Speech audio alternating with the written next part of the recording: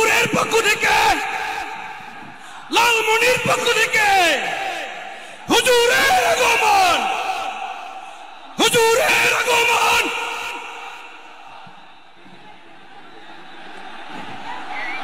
সকল প্রশংসার মালিককে, সকল ক্ষমতার উৎসকে। কেউ যেটা পারে না পারে কে, কেউ যেটা দেখে না দেখে কে, কেউ যেটা দেয় না দেয় কে? সে আল্লাহ রাব্বুল ইজ্জত ওয়াল জালালের দরবারে আমরা শুকর গুজার হচ্ছি। আমরা সবাই আওয়াজ করে পড়ে নিচ্ছি কালিমাতুশ শুকর, আলহামদুলিল্লাহ। গলা ছেড়ে দিয়ে আওয়াজ করে, প্রিয় লালমনির হাটের ভাইয়ের আওয়াজ করে সবাই পড়ুন, রব্বানা লাকাল হামদ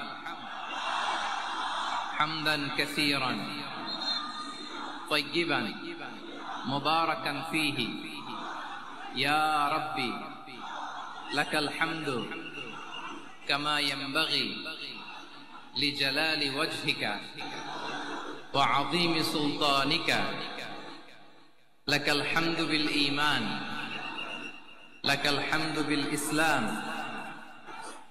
লাকাল হামদু বিল কুরআন।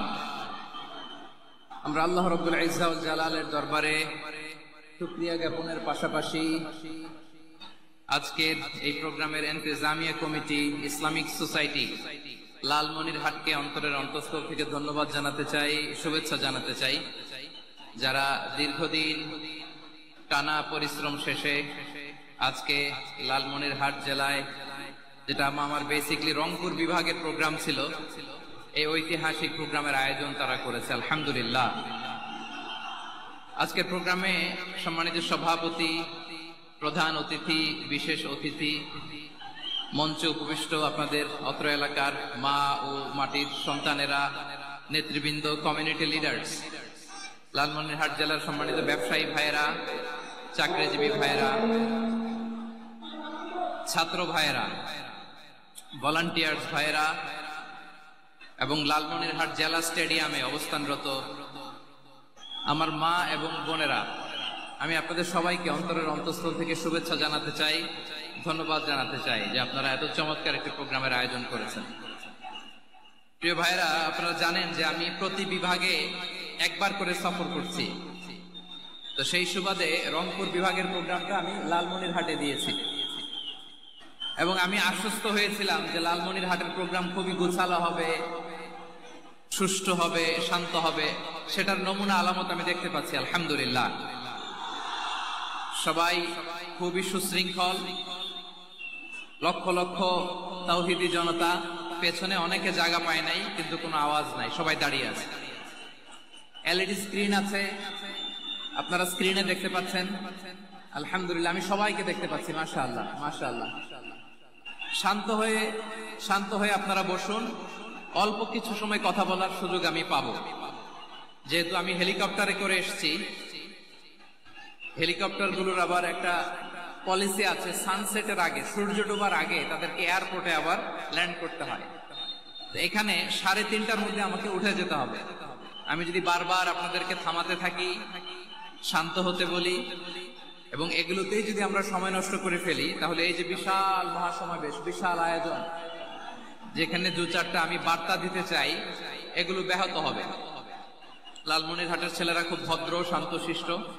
আসার পর থেকে আমাকে রিসিভ করা থেকে শুরু করে, স্টেজে আনা থেকে শুরু করে, এবং আলহামদুলিল্লাহ তরুণ জেনজি শ্রোতাদেরকে আমি দেখতে পাচ্ছি, তারা খুবই কোঅপারেটিভ। সহযোগিতা করার, কোঅপারেট করার, অ্যাসিস্ট করার মানসিকতা আমার ভাইদের আছে, আলহামদুলিল্লাহ আলহামদুলিল্লাহ। আমি চাইবো আমরা একটু নীরব, নিস্তব্ধ পরিবেশ তৈরি করার একটু চেষ্টা করব। প্রচন্ড রোদ, আপনাদের যেমন কষ্ট হচ্ছে আমারও কষ্ট হচ্ছে।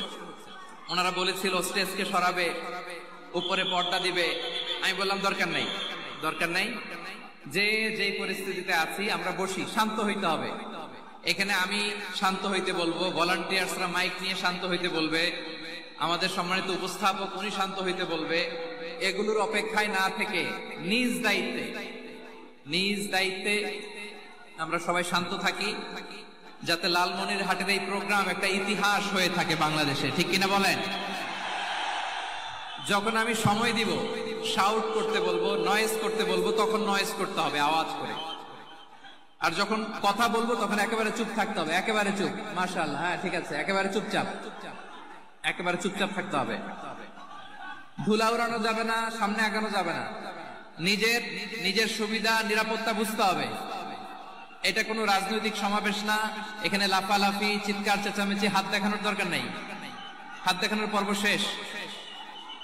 এখানেও ঠান্ডা হয়ে গেছে, মাশাআল্লাহ। হ্যাঁ মাশাআল্লাহ, আমাদের ভলান্টিয়ার্স ভাইরা, আমাদের স্বেচ্ছাসেবক ভাইরা, আইন শৃঙ্খলা রক্ষাকারী ভাইরা অনেক চেষ্টা করতেছে, মাশাআল্লাহ। Very good, I am very happy to C this scenario, মাশাআল্লাহ, আলহামদুলিল্লাহ। আমি একটু দেখতে চাই যে রংপুর বিভাগের কে কোন জেলা থেকে আপনারা এসেছেন। কুড়িগ্রাম থেকে কারা এসেছেন দেখি, কুড়িগ্রাম। মাশাআল্লাহ মাশাআল্লাহ। আচ্ছা, গাইবান্ধা জেলার কে আসছেন? গাইবান্ধা, হ্যাঁ মাশাআল্লাহ। ঠাকুরগাঁও অনেকে আসছেন। দিনাজপুর জেলা থেকে মাশাআল্লাহ। নীলফামারী, ঠিক আছে, ফিয়ামানিল্লাহ। পঞ্চগড় অনেক আসছে। রংপুর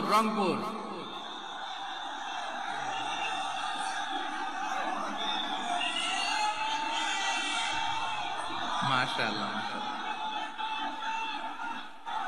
মাশাআল্লাহ, ঠিক আছে। লালমনিরহাটের কারা দেখি, লালমনিরহাট।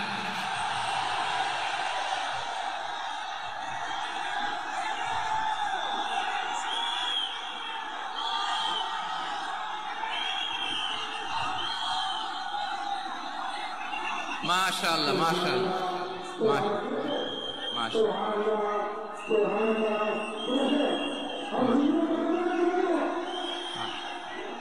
ঠিক আছে ঠিক আছে। আচ্ছা, এই রংপুর বিভাগের বাইরে থেকে অন্য জেলার কারা কারা আসছেন দেখি, তাও আছে অনেক, মাশাআল্লাহ। ঠিক আছে ঠিক আছে। আজকের প্রোগ্রামে উপস্থিত আছেন প্রধান অতিথি হিসেবে অধ্যক্ষ আসাদুল হাবিব দুলু ভাই, সাংগঠনিক সম্পাদক বিএনপি, জাতীয় নির্বাহী কমিটি সভাপতি, জেলা বিএনপি লালমনিরহাট। বিশেষ অতিথি হিসেবে আমাদের অনেক ভাইরা এসছেন, সবাইকে শুকরিয়া জানাই। সভাপতিত্ব করছেন জনাব আব্দুল হাকিম। আইন শৃঙ্খলা বাহিনী, প্রশাসন, ভলান্টিয়ার্স, শুনেছি আমি প্রায় ৫,০০০ ভলান্টিয়ার্স আপনারা নিয়োগ দিয়েছেন, আলহামদুলিল্লাহ আলহামদুলিল্লাহ। অনেক গোছালো প্রোগ্রাম। আমার প্রাণ ঢালা ভালোবাসা জানবেন, আমার হৃদয়ের গহীন থেকে ভালোবাসা নিবেন, শুভেচ্ছা জানবেন সবাই। ঠিক আছে ঠিক আছে। প্রিয় ভাইরা, আমরা কাল বিলম্ব না করে মূল আলোচনায় চলে যেতে চাই। আজকে যে টপিকের উপর আমি কথা বলবো, ওর টপিকটা হচ্ছে peaceful coexistence and communal harmony, শান্তিপূর্ণ সহাবস্থান এবং সাম্প্রদায়িক সম্প্রীতি। আমাদের বাংলাদেশে সাম্প্রদায়িক সম্প্রীতি আছে না নাই? আবহমান কাল থেকে আমরা মুসলিম, হিন্দু, বৌদ্ধ, খ্রিস্টান, পাহাড়ি, নৃগোষ্ঠী মিলেমিশে একাকার, আমরা সবাই মিলে বাংলাদেশ। আওয়াজ করে বলেন ঠিক কিনা? আমাদের পারস্পরিক সম্প্রীতি, ভালোবাসা, সৌহার্দ্যপূর্ণ আচরণ, বোঝাপড়া, এটা বেশ মজবুত, বেশ মজবুত। তবে মাঝে মাঝে আমাদের এই সম্প্রীতির ভেতরে অনেকে ফাটল ধরাতে চায়। আমরা যে সুখে আছি, শান্তিতে আছি, এটা অনেকের ভালো লাগে না, ঠিক কিনা বলেন? আমাদের মধ্যে সাম্প্রদায়িক সম্প্রীতি, সৌহার্দ্যপূর্ণ আচরণ, ভালোবাসা, এটা আবহমান কাল ধরে আছে। তার প্রমাণ, আমরা তাফসিরুল মাহফিলের আয়োজন করলে আমাদের হিন্দু ভাইরা ডিস্টার্ব করে না, ঠিক কিনা? এবং আমি যদি বলি হাত তোলেন, হিন্দু ধর্মের কারা কারা এসেছেন, কত শত কত হাজার যে হাত উঠবে, আপনি অবাক হয়ে যাবেন। আমি চাচ্ছি না হাত উঠাতে। খুলনাতে সর্বশেষ যে আমি প্রোগ্রাম করে গেলাম, সেখানে কয়েকশ হিন্দু ভাই আসছে আমাদের আলোচনা শুনতে, আলহামদুলিল্লাহ। অনেক বৌদ্ধরা আসে, অনেক খ্রিস্টানরা আসে। এবার সফরেও অনেক হিন্দু ভাইরা আমার সাথে দেখা করেছে, তারা বলেছে হুজুর আমরা আপনার আলোচনা শুনি, আলহামদুলিল্লাহ বলেন। So it's our responsibility to present our religion to our non-Muslim brothers and sisters. আমাদের অমুসলিম ভাই বোনদের কাছে ইসলামের সৌন্দর্য তুলে ধরা, এটা আমাদের দায়িত্ব। We all are the ambassador of Islam. আমরা প্রত্যেকে দায়িত্বশীল, আমরা প্রত্যেকে এক একজন ইসলামের অ্যাম্বাসেডর, আলহামদুলিল্লাহ বলেন। এজন্য এমন ভাবে দ্য বিউটি অফ ইসলাম, ইসলামের সৌন্দর্য আমাদেরকে ফুটিয়ে তুলতে হবে, যাতে করে নন মুসলিমরা শাহাদা পড়ে, কালিমা পড়ে মুসলমান হয়ে যায়। অনেক নন মুসলিম ভাই বোন আমাদের হাতে শাহাদা পড়ে, কালিমা পড়ে মুসলমান হয়েছে, অনেক অনেক। সো আমরা যেন ইসলামের বিউটিটাকে তুলে ধরতে পারি, এবং এই যে সম্প্রীতি, এটাকে যেন আমরা অটুট রাখতে পারি। আদতে আদতে বাংলাদেশের ইতিহাস বলে আমাদের দেশে কোনো দাঙ্গা নাই, আছে? লালমনিরহাটের ভাইয়ের আওয়াজ করে বলেন, আমাদের দেশে হিন্দু মুসলিম দাঙ্গা আছে? আমরা ভাই ভাই, আওয়াজ করে বলুন তো, আমরা কি ভাই ভাই? কিন্তু কিছু দুষ্ট লোক আছে, তারা আমাদের সম্পর্কের মধ্যে ফাটল ধরাতে চায়, ঠিক কিনা বলেন? মাঝে মাঝে ঝগড়া লাগাতে চায়। দেখবেন পত্রপত্রিকায় দেখা যায় বিভিন্ন ধর্মীয় উপাসনালয়গুলোতে হামলা চালানো হয়। এগুলো রাজনৈতিক উদ্দেশ্য প্রণোদিত, এগুলোর সাথে ইসলামের কোনো সম্পর্ক নাই। এজন্য এই দুর্বৃত্তদের ব্যাপারে আমাদের সাবধান থাকতে হবে। আমরা সবসময় যেমনি ঐক্যবদ্ধ, ইউনাইটেড, আমরা যদি এরকম ইউনাইটেড থাকি, এই সমস্ত দুর্বৃত্তদের কালো হাত ভেঙে দিতে আমাদের 1 ঘন্টাও লাগবে না। চিল্লায় বলো ঠিক কিনা? আমরা সংঘবদ্ধ থাকবো। এই যে আমাদের পিসফুল কোএক্সিস্টেন্স, শান্তিপূর্ণ সহাবস্থান। হিন্দুরা পূজা করে, যেদিন হিন্দুদের পূজা অনুষ্ঠান, আমরা ওই দিন তাফসির মাহফিল করি না, ঠিক কিনা বলেন? যেদিন আমাদের তাফসিরুল কোরআনের প্রোগ্রাম, ওই দিন আমাদের হিন্দু ভাইরা ডিস্টার্ব করে না। সুবহানাল্লাহ। হিন্দুদের পূজা অনুষ্ঠানে মাদ্রাসার ছাত্র যে পাহারা দেয়, গোটা বিশ্বে এরকম দৃষ্টান্ত নজির বিরল, ঠিক কিনা বলেন? আইন শৃঙ্খলা বাহিনীর পাশাপাশি মাদ্রাসার ছাত্ররা যে সেখানে পাহারা দেয়, গোটা পৃথিবীতে এই দৃষ্টান্ত আপনি পাবেন। মাদ্রাসার ছাত্ররা, তারা তো কোরআনের ধারক, তারা হাদিসের ধারক, তারা কেন মন্দির পাহারা দিবে? এই সম্প্রীতিকে ধরে রাখার জন্য, এই সৌহার্দ্যকে ধরে রাখার জন্য, আমাদের পারস্পরিক ভালোবাসাকে অটুট রাখার জন্য। আওয়াজ করে বলতে হবে, ঠিক কিনা? এখন বলেন, আমাদের এই ভালোবাসা অটুট থাক, আমরা চাই কি চাই না? আমরা হিন্দু মুসলিম মিলেমিশে শান্তিপূর্ণ সহাবস্থান, সাম্প্রদায়িক সম্প্রীতি। লালমনিরহাটের ভাইয়ের আওয়াজ করে বলুন, এই সাম্প্রদায়িক সম্প্রীতি আমরা চাই কি চাই না? আল্লাহ এই দেশকে তুমি বরকতময় করো, বাংলাদেশকে তুমি শান্তিময় করো। আওয়াজ করে সবাই বলেন আমিন। এই জায়গাটাতে সামান্য একটু আওয়াজ হচ্ছিল, এটাও থেমে গেছে, আলহামদুলিল্লাহ আলহামদুলিল্লাহ। এখন একেবারে everything is in my control, মাশাআল্লাহ। ঠিক আছে, আমি মূল আলোচনায় যাই। প্রিয় ভাইরা, আমি বলেছিলাম আমার আলোচনার বিষয় হচ্ছে শান্তিপূর্ণ সহাবস্থান, সাম্প্রদায়িক সম্প্রীতি। আমরা দেখব ইসলাম আমাদেরকে কি কি দিক নির্দেশনা দেয়। শান্ত হইতে হবে, খরগোশের কানের মতো কান দুটো আমার দিকে করে রাখেন। আমি এখনো উঠে যাব, হাত নাড়ায় লাভ নাই, আমি উঠে যাব। তাকায় থাকো আর কান খাড়া, আওয়াজ হবে না। হ্যাঁ, মাশাআল্লাহ মাশাআল্লাহ, ঠিক আছে ঠিক আছে। আমরা দেখবো যে রাসূল সাল্লাল্লাহু আলাইহি ওয়াসাল্লাম এই পিসফুল কোএক্সিস্টেন্সের জন্য আমাদের কি শিখিয়েছেন, কি কি গাইডলাইন দিয়েছেন। আমরা 1 2 3 4 করে এগুলো আপনাদের সাথে শেয়ার করব। আমি আপনাদের খেদমতে সূরাতুল আনআমের 108 নম্বর আয়াত তেলাওয়াত করেছি। এখানে আল্লাহ রাব্বুল ইজ্জা ওয়াল জালাল তিনি ইরশাদ করছেন, ওয়ালা তাসুবুল্লাযীনা يدعون من دون الله فيسبوا الله عدوا بغير علم كذلك زينا لكل أمة عملهم ثم إلى ربهم مرجعهم فينبئهم بما كانوا يعملون رب العالمين বলেন, গোলাম ও আমার ইমানদার বান্দারা, শোনো শোনো, ও আমার বিশ্বাসী বান্দারা, শোনো শোনো, লা তাসুবুল্লাযীনা ইয়াদউনা মিন দুনিল্লাহ ফায়াসুবুল্লাহা আদওয়ান বিগাইরি ইলম। ও আমার বিশ্বাসী বান্দারা, যারা আল্লাহকে ব্যতি রেখে, আল্লাহকে বাদ দিয়ে অন্য উপাস্যকে ডাকে, দেবীর পূজা করে, দেবতাদের পূজা করে, তোমরা খবরদার তাদের গালি দিও না। আওয়াজ করে বলেন, কি দিও না? আল্লাহ বলেন, ও বিশ্বাসীরা শোনো, যারা আল্লাহকে বেছে রেখে দেব দেবীর পূজা করে, অন্য উপাস্যের পূজা করে, তাদেরকে ডাকে, ওই দেবতাদেরকে তোমরা গালি দিও না। যদি ওই দেবতাদেরকে গালি দাও তাহলে ভুলবশত শত্রুতাবশত তারা তোমাদের রব আল্লাহকে গালি দেবে, ঠিক কিনা? তোমরা যদি তাদের দেবতাদের গালি দাও, ওরা রেগে তোমার আল্লাহরে গালি দিবে, তাহলে আল্লাহরে গালি খাওয়ানোর কারণ হয়ে গেলাম আমি, ঠিক কিনা বলেন?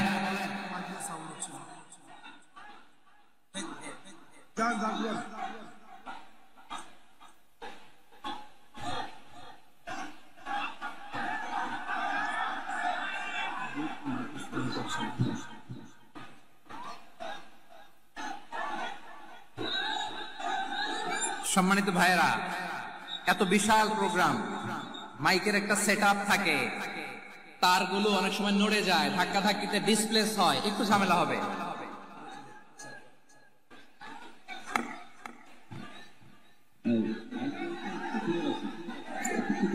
বেশ বেশ বেশ, হ্যাঁ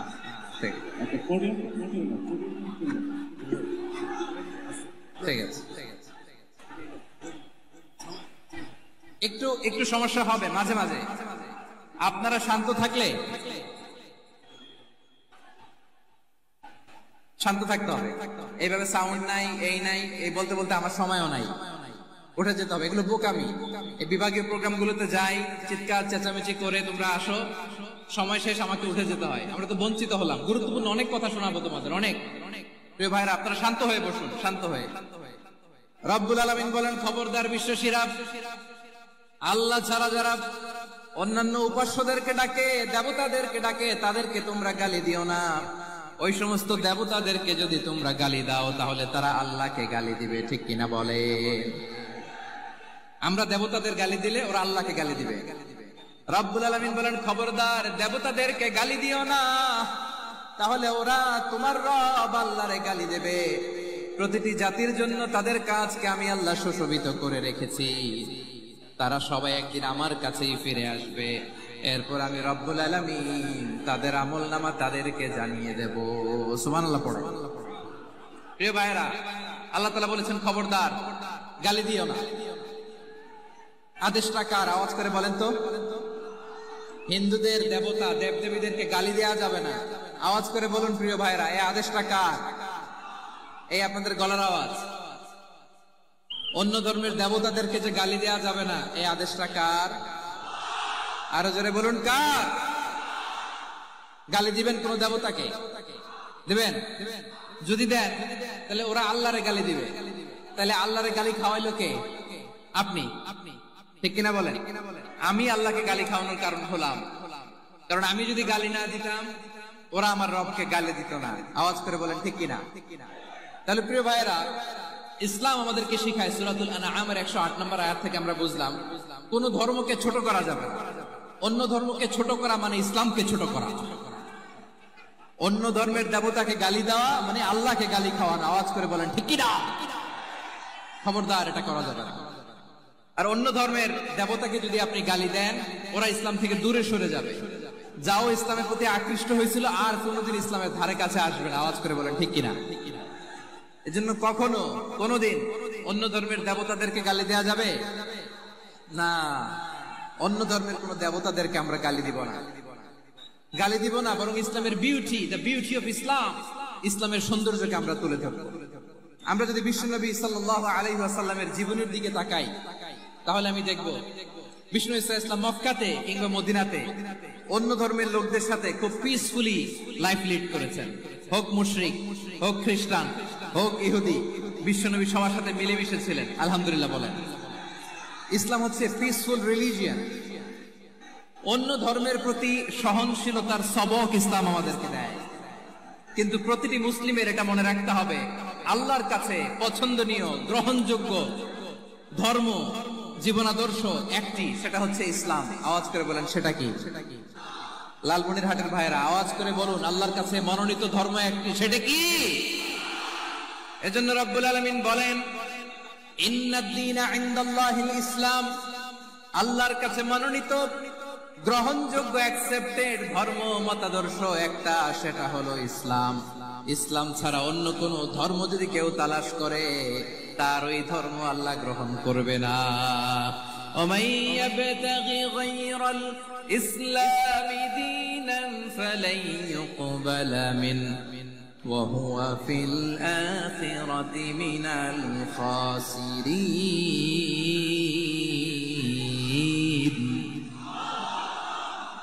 Whoever seek anything except Islam, that won't be accepted from him, and he will be loser in the day of judgment. কিয়ামতের দিন ইসলাম ছাড়া কেউ যদি অন্য কোনো ধর্ম তালাশ করেছে দুনিয়াতে, তার এই মতাদর্শ গ্রহণ করা হবে না, and he will be loser. সে হবে লুজার, ক্ষতিগ্রস্ত, হাই হাই কোম্পানির ম্যানেজার। ওর আমও শেষ, সালাও শেষ। আওয়াজ করে বলেন ঠিক কি না?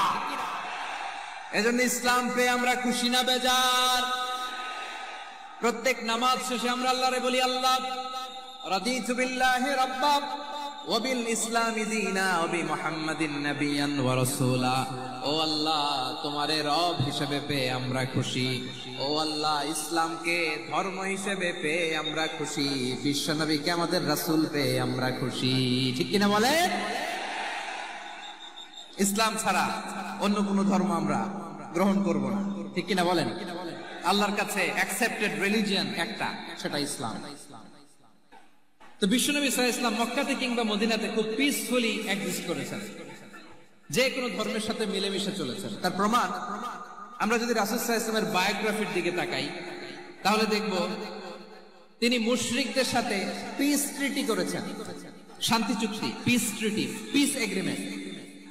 আপনারা হুদাইবিয়ার সন্ধির নাম শুনেছেন? আমার লালমনিরহাটের কলিজার টুকরা ভাইয়েরা, হুদাইবিয়ার সন্ধির নাম আপনারা শুনেন নাই? 6ষ্ঠ হিজরিতে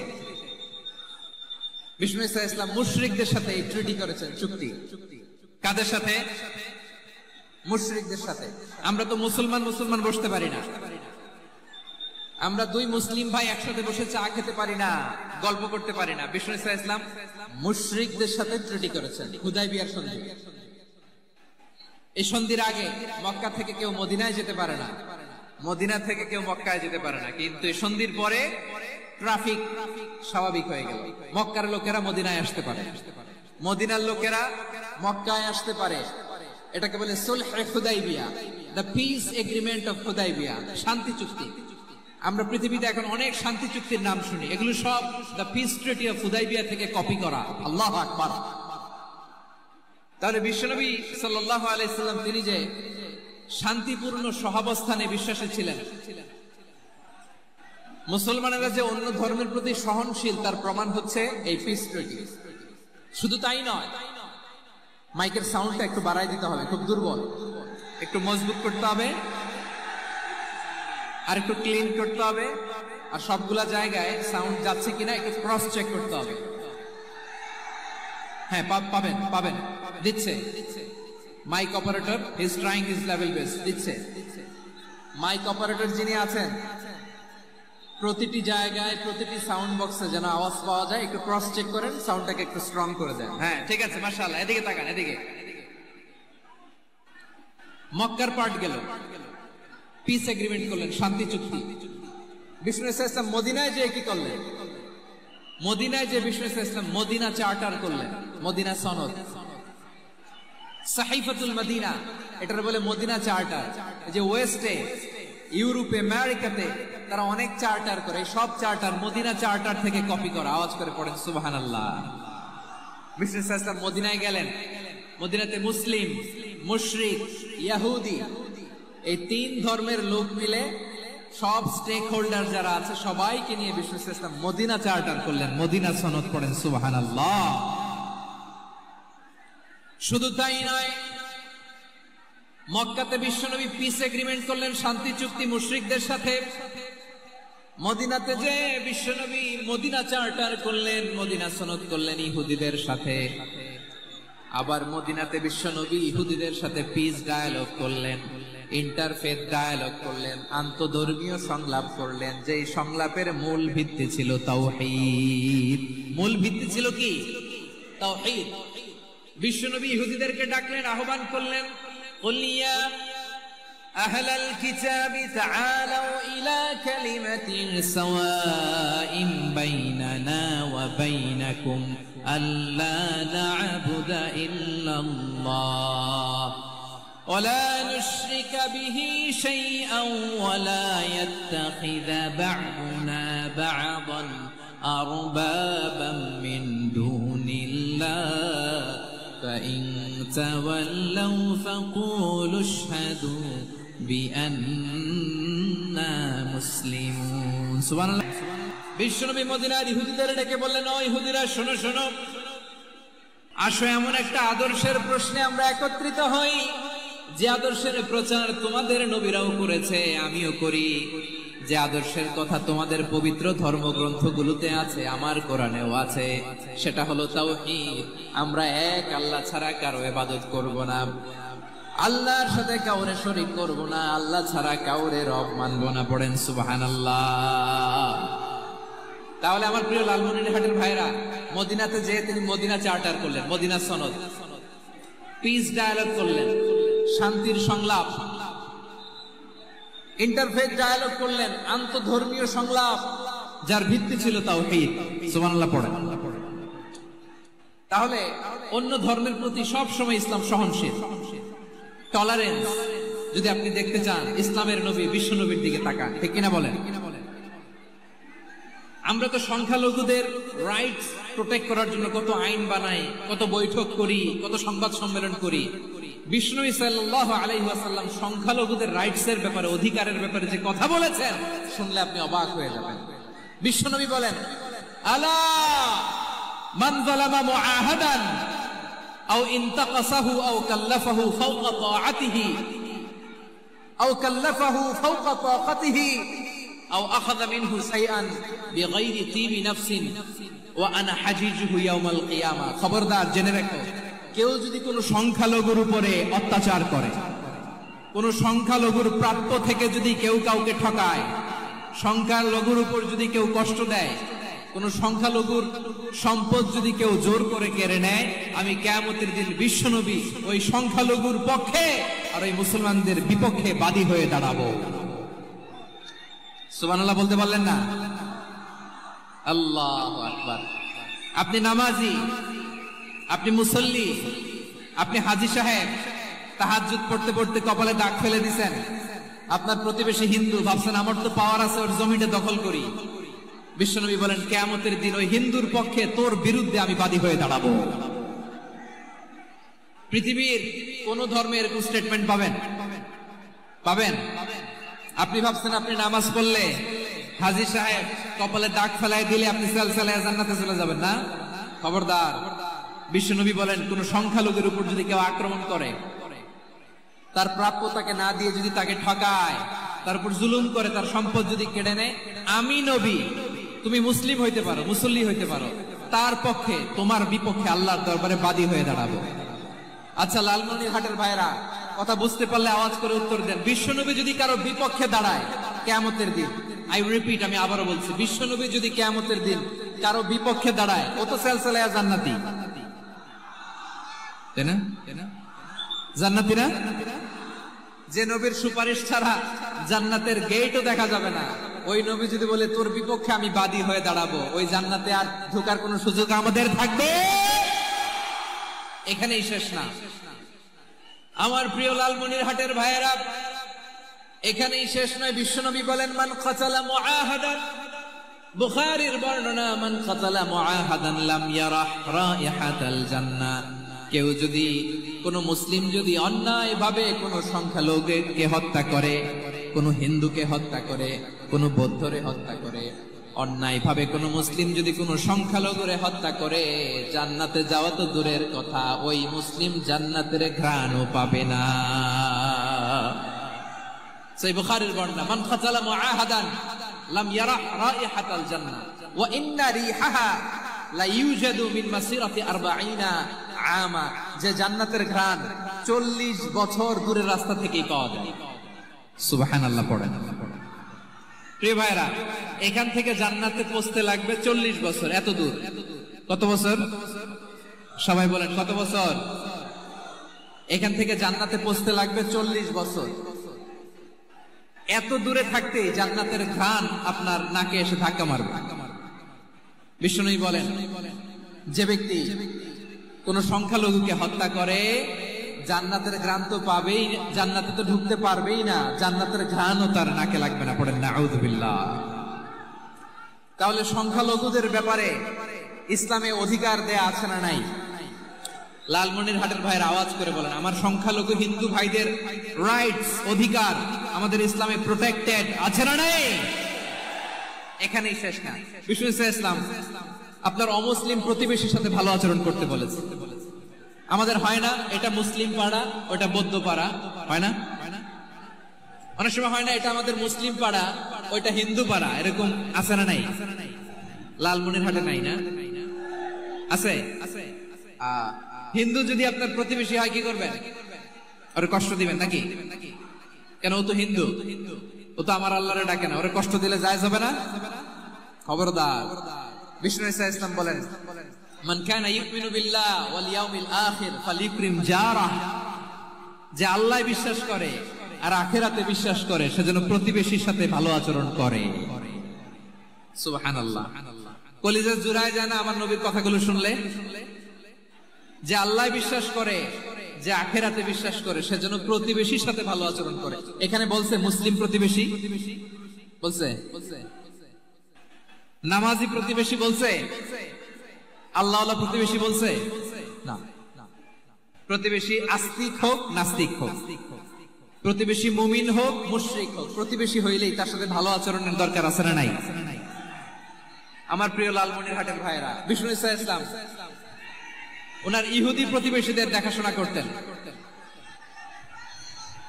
আওয়াজ না শোনা যাক, আমারও তো দেখা যায়, আমারও তো দেখা যায়। তাকায় থাকেন, তাকায় থাকলে সওয়াব হবে। কোরআনের কথা যেখান থেকে হয় এদিকে তাকায় থাকলেই বরকত। তাকায় থাকেন। জি জি, মাইক, আমি তার মাইক ঠিক করতে আসি না এদিকে, এই মাইক ঠিক করবো, ওই মাইক ঠিক করবো, ওদিকে পাইলট বলবে হুজুর চলে আসেন। জি বসুন, বসুন, মাশাআল্লাহ। হ্যাঁ, খুব শান্ত, ঠিক আছে।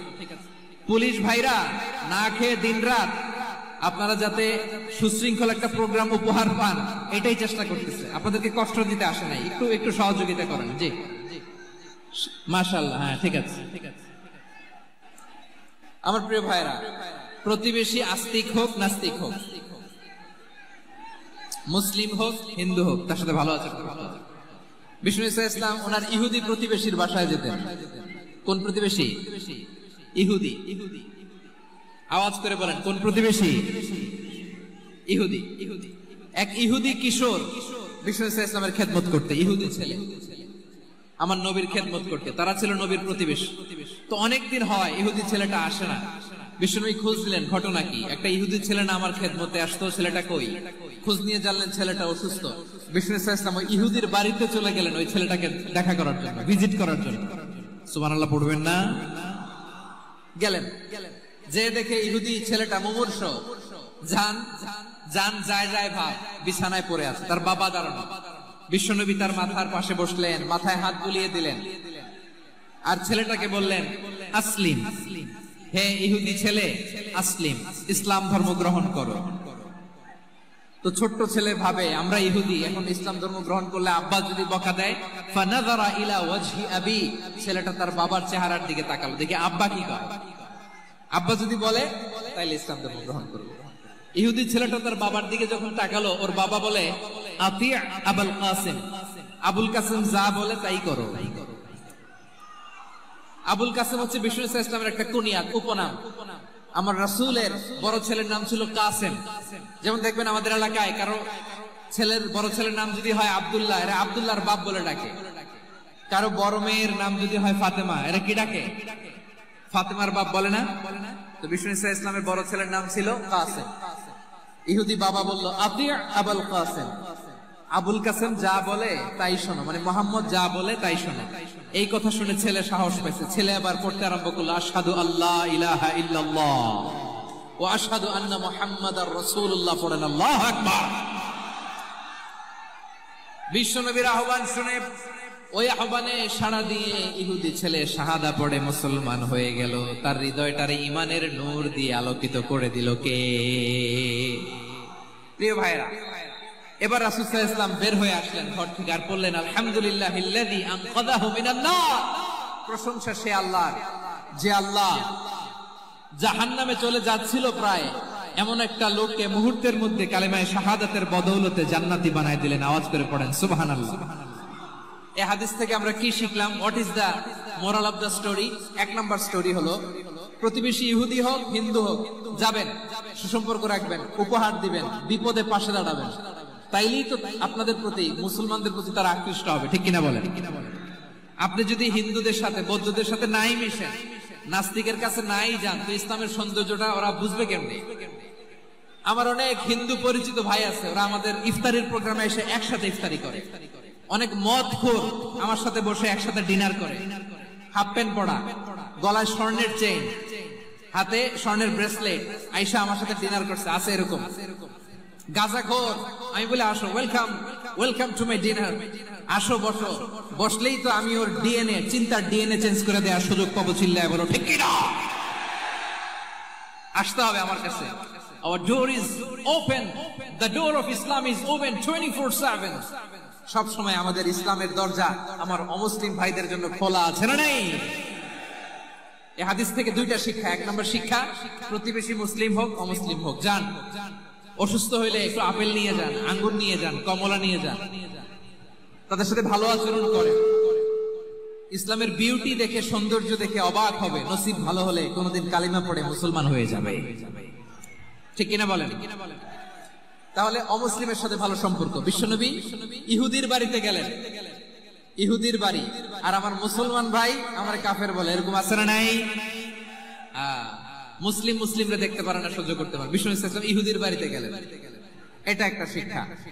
আরেকটা শিক্ষা হলো, ভাইরা ধাক্কা মেরে এসে সামনে এসে কি লাভ? প্রোগ্রাম তো শেষ হচ্ছে, এখনই শেষ হচ্ছে। তো এই যে আমাদের বকশি ভাই ওয়াদা নিল, হাত তোলালো, মিম বলে এত কথা বললো, তো আমি জেলায় জেলায় যে খালি হাত নাড়াই তোমাদের জন্য নাকি?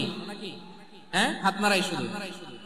এই ধাক্কাইতে ধাক্কাইতে এদিকে এসে হাত নাড়াইতেছে, হয়েছে তো, দেখলাম তো, ঠিক আছে, মাশাআল্লাহ, অনেক সুশৃঙ্খল, অন্যান্য যে কোনো জেলার জন্য সুশৃঙ্খল। আমার দিকে তাকাও, আমার দিকে তাকাও,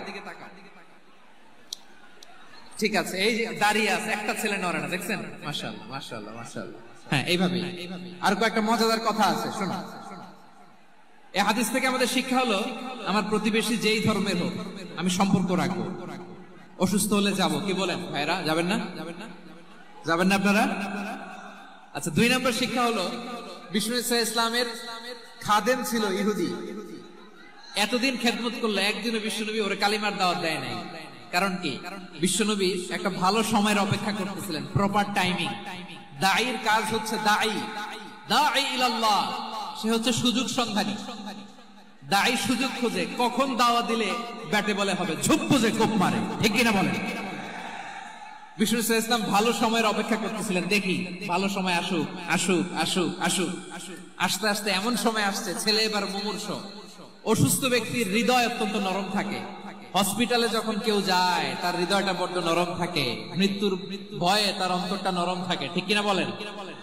এই প্রপার টাইমিং এর অপেক্ষা করতেছিলেন। যখনই টাইমিং পেয়েছেন, দাওয়াত দিলেন, পড়ো লা ইলাহা ইল্লাল্লাহ, সুবহানাল্লাহ পড়েন সবাই। তাহলে ইসলাম অমুসলিম প্রতিবেশীর সাথে ভালো আচরণ করতে বলে। ইসলাম অমুসলিম মাতা পিতার সাথেও ভালো আচরণ করতে বলে। মাতা পিতা যদি অমুসলিম হয়, তারা ফেলে দিতে পারবেন? পারবেন? পারবেন? আমার লালমনিরহাটের ভাইয়েরা, অনেক হিন্দু ছেলে আমাদের হাতে শাহাদা পড়ে মুসলিম হয়, কিন্তু ওর মা মুসলমান হয় নাই, বাবাও হয় নাই। এরকম আছে না নাই? তো ও হয়েছে মুসলিম, মা বাপ হিন্দু, এখন মা বাপ কি বাদ? হ্যাঁ, মা বাপ বাদ দেয়া যাবে? যেই মা আপনার 9 মাস 8 মাস পেটে ধারণ করলো, আপনার মায়ের নার ছেঁড়া ধন, আপনি ওই মারে বাদ দিতে পারবেন? যে মায়ের বুকের তাজা দুধ খেয়ে আপনি আজকে বাড়ন্ত তাজা তরতাজা, ওই মারে বাদ দেয়া যাবে? মায়ের এক ধারে দুধের দাম, কাটিয়া গায়ের চাম, পাপুষ বানাইলে ঋণের শোধ হবে না, এমন দরদি ভাবে কেউ হবে না আমার মাহাগো।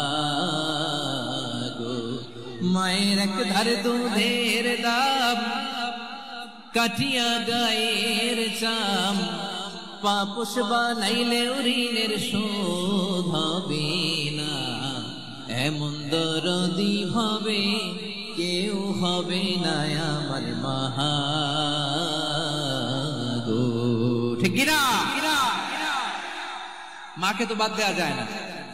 وقضى ربك ألا تعبدوا إلا إياه وبالوالدين إحسانا।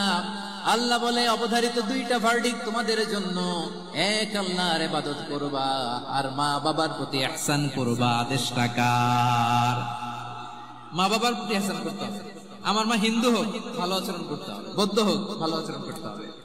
আমার যে সমস্ত হিন্দু ভাইরা মুসলিম হয়েছে, তোমাদের মা বাবা এখনো মুসলমান হয় নাই, তাদের সাথে ভালো আচরণ করতে হবে। আপনাদের খেদমত নিজে করতে হবে অথবা খেদমতের ব্যবস্থা করাই দিতে হবে। মান্থলি যে খরচ লাগে এটা দিতে হবে। আরে তুমি এখন মুসলিম, তোমার মা বাবা হিন্দু, এখনই তো সুযোগ ইসলামের সৌন্দর্য দেখানো। এখন মা বাবা যদি দেখে আরে এটা হিন্দু থাকতে তো বদমাইশ ছিল, বেয়াদব ছিল, কি এমন ধর্ম সে গ্রহণ করলো যেটা গ্রহণের সাথে সাথে সে পাল্টে গেল? কি এমন ধর্ম সে গ্রহণ করেছে যেটা তার জীবনকে আলোকিত করে দিয়েছে? নসিব ভালো হইলে তারাও কালিমা পড়ে মুসলমান হয়ে যাবে। বিষ্ণু ইসলামের স্ত্রীর নাম ছিল আয়েশা রাদিয়াল্লাহু তাআলা আনহা, আবু বকর রাদিয়াল্লাহু তাআলা আনহুর মেয়ে। আবু বকর রাদিয়াল্লাহু তাআলা আনহুর আরেক মেয়ের নাম হচ্ছে আসমা। কি নাম? দুজনই আবু বকর রাদিয়াল্লাহু তাআলা আনহুর মেয়ে, আসমা আর আয়েশা। নাম দুটো কেমন লাগে? আসমা নামটা কেমন লাগে? আয়েশা নামটা কেমন লাগে? সবার ভালো লাগে নাই? নাম দুটো আপনাদের ভালো লাগে? আমার ছেলের একটা নাম দেন, মেয়ের একটা নাম দেন। আমার মনে আছে যশোরের আবদিনের মাহফিলে আমি একটা দুটা নাম দিয়েছিলাম। আজকে লালমনিরহাটের এই প্রোগ্রামে কন্যা সন্তান যদি হয় দুটা নাম দিলাম, আসমা কিংবা আয়েশা। ইনশাআল্লাহ পড়েন। দুজন বোন, এক মায়ের নাম, বাবা এক মা দুইজন। আয়েশা রাদিয়াল্লাহু তাআলা আনহার মায়ের নাম উম্মে রুমান, আর আসমা রাদিয়াল্লাহু তাআলা আনহার মায়ের নাম কুতাইলা বিনতে আব্দুল উজ্জা। আবু বকর রাদিয়াল্লাহু তাআলা আনহু চারটা বিয়ে করেছিলেন। তো একই ঘটনা ঘটেছে এই ফ্যামিলিতে। আসমা ইসলাম ধর্ম গ্রহণ করে মুসলিমা, কিন্তু তার মা কুতাইলা মুশরিকা। আই রিপিট, বোঝার জন্য আমি আবারও বলি, আসমা রাদিয়াল্লাহু তাআলা আনহা মুসলিমা, আর আসমার মা কুতাইলা, আওয়াজ করে বুঝে থাকলে বলেন, আসমার মা মুশরিকা। তার মানে মেয়ে মুসলিম, মা অমুসলিম। ভেজাল আছে না নাই? কিন্তু কুতাইলা আর ধৈর্য ধারণ করতে পারে না। নার ছেড়া ধন, কলিজার টুকরা ধন, কলিজার টুকরা সন্তান আসমারে দেখতে বড্ড মন চায়। সাইয়েদনা আসমা রাদিয়াল্লাহু তাআলা আনহা মক্কা থেকে হিজরত করে মদিনায় চলে গেলেন। হুদাইবিয়ার পর যখন মক্কা মদিনার ট্রাফিক স্বাভাবিক হলো, মক্কার লোক মদিনায় যায়, মদিনার লোক মক্কায় আসে। কুতাইলা কলিজার টুকরা সন্তান আসমারে দেখার জন্য কিছু উপহার নিয়ে বিশাল মরুপথ পাড়ি দিয়ে মক্কা থেকে মদিনায় যায়। সুবহানাল্লাহ বলেন। এখন মা আসছে মেয়ের সাথে দেখা করতে, মেয়ে তো আর দেখা দেয় না। মেয়ে ভাবছে আমার মা তো মুশরিকা, অপবিত্রা, তার সাথে কি দেখা দেয়া যাবে? বিশ্ব নবীর দরবারে চলে গেলেন। সুবহানাল্লাহ বলেন। কি সৌভাগ্যবান ছিল তারা, মাসলা জানার দরকার হলেই নবীর দরবারে চলে যেত।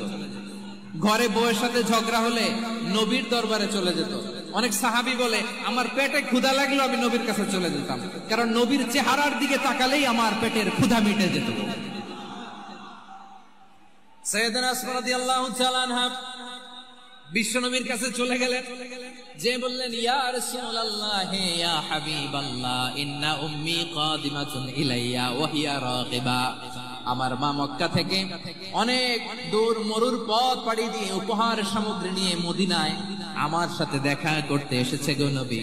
আমার জানতে বড্ড ইচ্ছে হয় আমি আমার মুশরিকা মায়ের সাথে একটু দেখা করতে পারবো কিনা।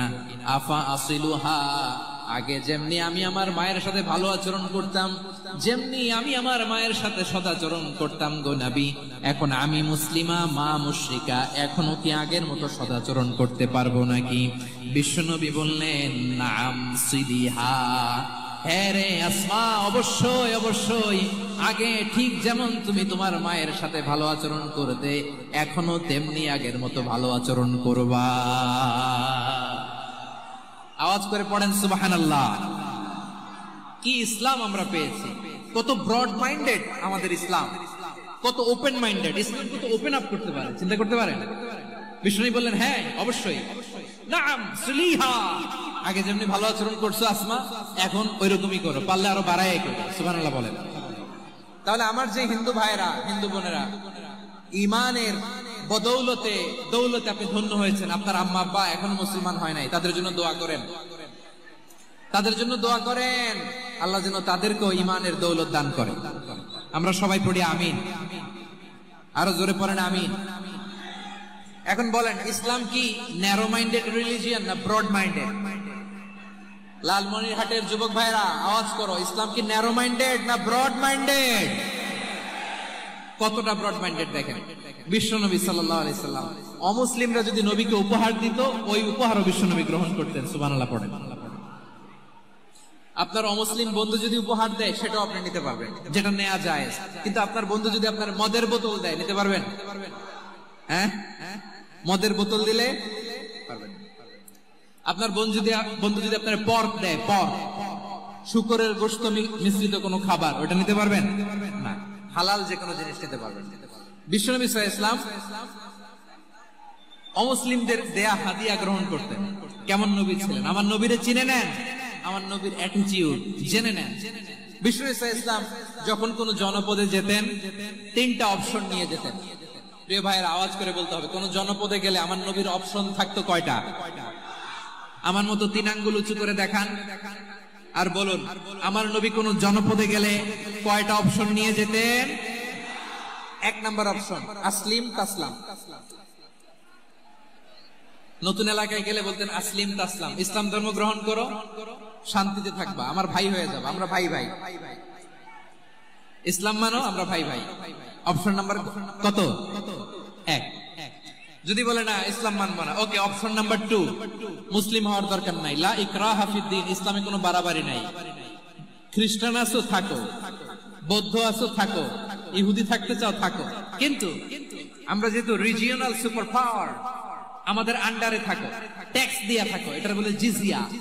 আলেম যারা আছেন বুঝবেন, এটার আরবিতে কি বলে? জিজিয়া।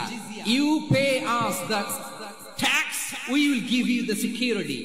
তোমরা ট্যাক্স দিবা, আমরা সিকিউরিটি দিব, আমাদের আওতায় থাকবা, কেউ তোমাদেরকে আক্রমণ করতে পারবে না, আমরা নিরাপত্তা দিব। সুবহানাল্লাহ বলেন। এটা অপশন নাম্বার কত? আচ্ছা, বুঝে থাকলে বলেন, 1 নাম্বার অপশন কি ছিল? ইসলাম। ইসলাম মানো, শান্তিতে থাকবা, ভাই ভাই, আমরা ভাই ভাই। অপশন নাম্বার 2, ট্যাক্স দাও, আমরা নিরাপত্তা দিব, মুসলিম হওয়া লাগবে না। এখন 1 নাম্বারও মানে না, 2 নাম্বারও মানে না, মুসলিম হবো না, ভালো, খ্রিস্টান থাকো, ট্যাক্স দাও, আমরা সিকিউরিটি দেব না, এটাও মানি না। বিষ্ণু বলেন, তাহলে তলোয়ার আমাদের আর তোমাদের মাঝে ফয়সালা করবে। মুসলিমও হবো না, ট্যাক্স দিবা, নিরাপত্তা দিব, আমরা সুপার পাওয়ার, আমাদের আন্ডারে থাকবে, এইটাও না। তাহলে তোমাদেরকে তো আমরা বিশ্বাস করতে পারি না, কখন না কখন বিশ্বাসঘাতকতা করো, কার সাথে মিলে হাত মিলাও, তলোয়ার আমাদের মাঝে ফয়সালা করবে। তখন তিনি জিহাদের সশস্ত্র সংগ্রামের ঘোষণা দিতেন। সুবহানাল্লাহ পড়েন। দেখেন, পশ্চিমারা জিহাদকে এইভাবে চিত্রায়িত করে না। ওরা জিহাদ বলতে বোঝায় তলোয়ার, হাত কাটো, গলা কাটো, না। জিহাদ সশস্ত্র সংগ্রাম 3 নম্বরে। অধিকাংশ ক্ষেত্রেই বিশ্বনবীর সুন্দর আচরণ দেখে, আরে আমার নবীর যে নুরানি চেহারা, অনেকে তো কেবল সিরেফ চেহারাটা দেখেই কালিমা পড়ে মুসলমান হয়ে গিয়েছে। যারা মুসলিম হয় নাই, তারা তাদের ইসলামেই বলবৎ ছিল, ট্যাক্স দিয়ে ইসলামের আন্ডারে ছিল। যারা এটাও মানে নাই, ওইটাও মানে নাই, তাদের বিরুদ্ধে জিহাদ। বিষ্ণু ইসলাম 7ম হিজরিতে যখন খায়বার বিজয়ের পরে ইসলাম রিজিওনাল সুপার পাওয়ার হিসেবে আত্মপ্রকাশ করলো, বিশ্বনবী চিঠি লিখলেন অন্যান্য সুপার পাওয়ারের কাছে, রাষ্ট্রীয় চিঠি লেখে এক রাষ্ট্রপ্রধান আরেক রাষ্ট্রপ্রধানের কাছে। ঠিক কিনা বলেন? জানেন না আপনারা? এই যে 24-এর ছাত্র নাগরিক অভ্যুত্থানে, এই অভ্যুত্থান যখন শুরু হয়, আমি তখন সাউথ আফ্রিকাতে, একটা স্ট্যাটাস দিয়েছিলাম, গোটা নয় গোটা দেশ সংস্কার করা লাগবে। শুধু বাংলাদেশ নয়, সারা বিশ্বের বাংলা ভাষাভাষী লোকেরা এই আন্দোলনের সাথে সমর্থন তারা করেছে, এটাকে সাপোর্ট করেছে, তারা সমর্থন দিয়েছে। আমাদের ইউনাইটেড আরব আমিরাতের বাংলাদেশি ভাইয়েরা তারা সেখানে রাস্তায় নেমে এসেছিল, জানেন? ওইখানে ডেমনস্ট্রেশন করা যায় না, সেখানকার সরকার তাদেরকে যাবজ্জীবন দিয়েছিল। তখন আমাদের এই যে প্রধান উপদেষ্টা ডক্টর মোহাম্মদ ইউনূস সরাসরি G2G বলে, এটারে G2G, government to government, G2G, উনি চিঠি লিখলেন যে তাদেরকে, ইউর হাইনেস, হে সম্মানিত আমির, আপনি আমার এই চিঠির কারণে আমার সম্মানে এই 53 জন বাংলাদেশিকে মাফ করে দেন। এই চিঠির বদৌলতে বেকসুর খালাস পেয়ে গিয়েছিল আমাদের ভাইরা, জানেন না এই ঘটনা আপনারা? তাহলে গভর্নমেন্ট টু গভর্নমেন্ট চিঠি দেওয়া হয়। সপ্তম হিজরিতে বিষ্ণু ইসলাম সব সুপার পাওয়ারের কাছে চিঠি দিলেন, রোমান সম্রাটের কাছে, পারস্য অধিপতির কাছে, মিশরের অধিপতির কাছে, সবার কাছে চিঠি লিখলেন। চিঠির ভাষা ছিল এরকম: মিন মুহাম্মাদিন রাসূলিল্লাহ ইলা মুকাওকিস আযীমিল কিবত, মুহাম্মদ রাসূলুল্লাহর পক্ষ থেকে মিশরের বাদশার কাছে, আসলিম তাসলাম, ইসলাম মানো শান্তিতে থাকবা, সালামুন আলা মান ইত্তাবাআল হুদা, শান্তি তার জন্য যে হেদায়েতের অনুসরণ করে। সুবহানাল্লাহ পড়েন। তো এই চিঠি অনেকে ভালোভাবে রিসিভ করেছে, অনেকে এই চিঠি পাওয়ার পরে নবীর কাছে আবার ইন রিটার্ন উপহার পাঠিয়েছে। কি পাঠিয়েছে? উপহার। মিশরের বাদশা মুকাওকিস তিনি বিশ্বনবীকে বিশাল এক উপহারের ডালি পাঠিয়েছেন। মিশরের বাদশা মুকাওকিস ছিলেন ধর্মে খ্রিস্টান। লালমনিরহাটের ভাইয়েরা আওয়াজ করে বলেন, মিশরের বাদশা ধর্মে কি ছিল? খ্রিস্টান। কি উপহার দিয়েছিল আমার নবীকে? শুনতে মনে চায়? আওয়াজ নাই লালমনিরহাটের গলায়, শুনতে মনে চায়? 1000 স্বর্ণ মুদ্রা, 1000 স্বর্ণ মুদ্রা। দুইটা খ্রিস্টান দাসী, একজনের নাম মারিয়া বিনতে শামউন আল কিবতিয়া, আরেকজনের নাম সিরিন বিনতে শামউন আল কিবতিয়া। একজন খ্রিস্টান দাস 20 থান কাপড় জামা বানানোর জন্য, আমরা নবী যেন সেলাই করে জামা বানাতে পারে এজন্য 20 থান কাপড়, 20 থান ফাইন গার্মেন্ট। সুবহানাল্লাহ পড়বেন না? এরপরে একটা গাধা যেটার নাম ছিল উফাইর, আর একটা খচ্চর, এটার নাম ছিল দুলদুল। খচ্চর চিনেন? গাধা আর ঘোড়ার ক্রসিং এ যে প্রাণীটা দুনিয়াতে আসে ওটার খচ্চর বলে। তো এই যে সুপার পাওয়ার খ্রিস্টান বাদশার কাছে নবী চিঠি লিখলেন, ওই খ্রিস্টান বাদশা আমার নবীকে উপহার দিল। বিশ্বনবী এই উপহারগুলো সানন্দে গ্রহণ করেছেন। সুবহানাল্লাহ পড়বেন না? তাহলে অমুসলিম কেউ যদি আপনাকে উপহার দেয়, হালাল উপহার হলে আপনি গ্রহণ করতে পারবেন। অনুরূপ ভাবে পারস্যের বাদশা, রোম সম্রাট বিশ্বনবীকে উপহার পাঠিয়েছেন, আমার নবী সবগুলো উপহার গিফট গ্রহণ করেছেন। সুবহানাল্লাহ বলেন। তাহলে প্রিয় লালমনিরহাট আওয়াজ করে বলুন, ইসলাম কি ন্যারো মাইন্ডেড রিলিজিয়ন না ব্রড মাইন্ডেড? আম্মাজান আয়েশার কাছে মাসালা জানতে চায় মেয়েরা, হে আম্মাজান, অগ্নি উপাসকেরা তাদের ঈদের দিন নওরোজের সময় আমাদেরকে পাখি দেয়, নেওয়া যাবে? উনি বললেন, ওরা জবাই করে দিলে নেওয়া যাবে না, কিন্তু ওরা যদি ফল মূল এরকম খাবার দেয় এগুলো নেওয়া যাবে। তার মানে অমুসলিমদের দেয়া উপহার এটা গ্রহণ করা যায়। সুবহানাল্লাহ বলেন। শুধু তাই নয়, বিষ্ণু ঈসা ইসলাম অমুসলিমদের সাথে আর্থিক লেনদেনও করেছেন, ফিনান্সিয়াল ডিলিং করেছেন। অমুসলিমদের সাথে প্রয়োজনে আপনি ফিনান্সিয়াল ডিলিং করতে পারবেন। আমরা প্রায় দেখি বাজারের মিষ্টির দোকানগুলো আমার হিন্দু ভাইদের। লালমনিরহাটে মিষ্টির দোকান, দইয়ের দোকান কারা চালায়? হিন্দুরা চালায় না? তারপরে যে বারবার শপ, চুল কাটে যে নাপিত, অধিকাংশ নাপিতের দোকানে কারা? আমার হিন্দু ভাইরা। আপনি চুল কাটতে পারবেন কিনা? পারবেন কিনা বলেন? পারবেন। তার দোকান থেকে দই মিষ্টি কিনতে পারবেন কিনা? হ্যাঁ, আমার মুসলিম ভাইয়ের দোকান থাকলে ওইটার আমি বেশি প্রায়োরিটি দিব, ঠিক কিনা? কিন্তু যদি তাদের সার্ভিস নিতে চান, প্রোডাক্ট নিতে চান, পারবেন। তার দলিল সহিহ বুখারী, আম্মা জান আয়েশা রাদিয়াল্লাহু তাআলা আনহা বলেন, ইশতারা রাসূলুল্লাহ সাল্লাল্লাহু আলাইহি ওয়াসাল্লাম মিন ইয়াহুদিয়িন তুআমান ওয়া রাহানাহু দিরআহু মিন হাদিদ। রাসূল সাল্লাল্লাহু আলাইহি ওয়াসাল্লাম এক ইহুদির কাছ থেকে, কার কাছ থেকে? সবাই বলে নাই কার কাছ থেকে?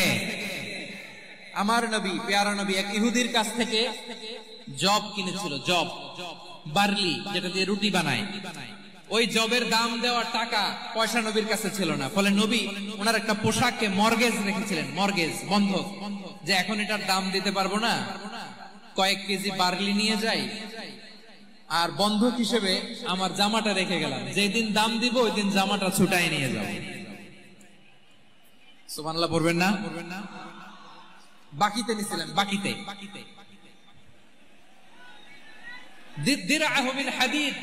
লোহা দিয়ে বানানো। বিষ্ণুই বললেন কয়েক কেজি জব দাও, টাকাটা পরে দিব, এখন টাকা নাই, বন্ধক হিসেবে, মর্গেজ হিসেবে আমার জামা রেখে গেলাম, যখন টাকা দিব জামা ছুটাই নিব। আওয়াজ করে বলতে হবে সুবহানাল্লাহ। এ থেকে বোঝা গেল অমুসলিমদের সাথে ফিনান্সিয়াল ডিলিং করা যায়, অর্থনৈতিক লেনদেন করা যায়, কেনাবেচা করা যায়, প্রোডাক্ট কেনা যায়। এমনকি আমাদের মসজিদে নববীতে বারান্দায় আপনারা একটা অটোমেটিক ফ্লাইং আমব্রেলা দেখছেন? সূর্য যখন বাড়ে মসজিদে নববীর বারান্দায় ইয়ার্ডের মধ্যে অটোমেটিক্যালি কিছু আমব্রেলা আছে, সা করে খুলে যায়, আর সূর্যের তাপ লাগে না। আবার সন্ধ্যাবেলায় এই আমব্রেলা গুলো ওরা ক্লোজ করে ফেলে। দেখেন নাই না? দেখছেন?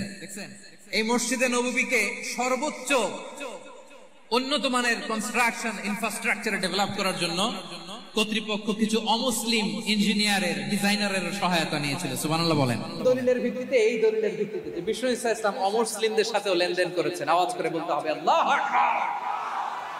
শুধু তাই নয়, ইন কেস অফ ইমার্জেন্সি, প্রয়োজনে ইসলামের খাতিরে, ইসলামকে সামনের দিকে এগিয়ে নিয়ে যাওয়ার জন্য অমুসলিমদের সাপোর্ট নেওয়া জায়েজ আছে। সুবহানাল্লাহ বলেন। অমুসলিমদের সাপোর্ট নেয়া, তাদের থেকে অর্থ নেয়া, পলিটিক্যাল সাপোর্ট, পলিটিক্যাল অ্যাসাইলাম নেওয়া জায়েজ আছে। আমাদের অনেক বিশ্ববরেণ্য দায়ীরা আমেরিকায় অস্থায়ীভাবে অ্যাসাইলাম নিয়ে থাকে, নিজের দেশে গেলে ফাঁসিতে ঝুলাই দিবে। যুগ যুগ ধরে দায়ীদের উপর এরকম অত্যাচার আর নির্যাতন আছে না নাই? মিশরের অনেক দায়ীরা পাশ্চাত্যে যেয়ে থাকে, এই যে তারা পলিটিক্যাল অ্যাসাইলাম নিয়ে থাকে, রাজনৈতিক আশ্রয়, এটা জায়েজ আছে না? এটা যে জায়েজ আছে তার প্রমাণ স্বয়ং বিশ্বনবী সাল্লাল্লাহু আলাইহি ওয়াসাল্লাম পলিটিক্যাল সাপোর্ট নিয়েছিলেন অমুসলিমদের কাছ থেকে। সুবহানাল্লাহ বলেন। খুব মজাদার একটা ঘটনা শুনবেন, আপনাদের আগ্রহ দেখে তো মনে হয় না শোনার ইচ্ছা আছে। আছে আছে, গলায় জোর আছে। লিল্লাহি তাকবীর, লিল্লাহি তাকবীর, নারে তাকবীর। মাশাআল্লাহ।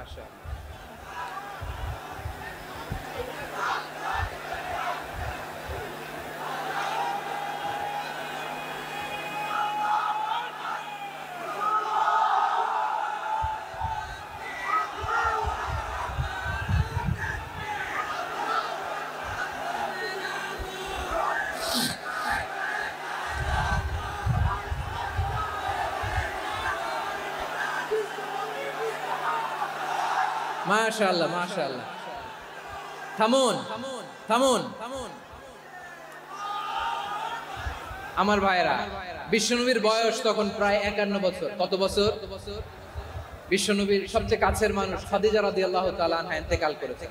বিশ্বনবী বড্ড কষ্ট পেলেন, হৃদয়টা ভেঙে খান। যিনি ঘরের ভেতরে বিশ্বনবীকে সান্ত্বনা দিতেন, ভালোবাসা দিতেন, বাইরে গেলে কুরাইশরা বকাঝকা করে, অত্যাচার করে, কিন্তু আম্মা জান খাদিজা রাদিয়াল্লাহু তাআলা আনহা ঘরটারে এমন শান্তির নীড় বানায় রেখেছেন, এই ঘরের ভিতরে ঢুকলে বিশ্বনবীর কলিজাটা ঠান্ডা হয়ে যেত। এজন্য রব্বুল আলামিন বলেন, খাদিজা, ও আমার বান্দি খাদিজা, জান্নাতে এমন স্পেশাল একটা ঘর আমি তোমার জন্য রেডি করে রেখেছি। ওই ঘরের মধ্যে কোনো আওয়াজ নাই, ওই ঘরের মধ্যে কোনো নয়েজ নাই, ওই ঘরে কোনো বিশৃঙ্খলা নাই। কারণ মক্কার জমিনে আমার নবী কুরাইশদের বিশৃঙ্খলা, নয়েজ আর ঝামেলাগুলোকে উপেক্ষা করে যখন তোমার ঘরের ভিতরে ঢুকতো, ঘরটারে তুমি শান্তির নীড়, ঠান্ডা, নীরব, নিস্তব্ধ, নিঝুম আর শান্তির নীড় বানিয়ে রেখেছো।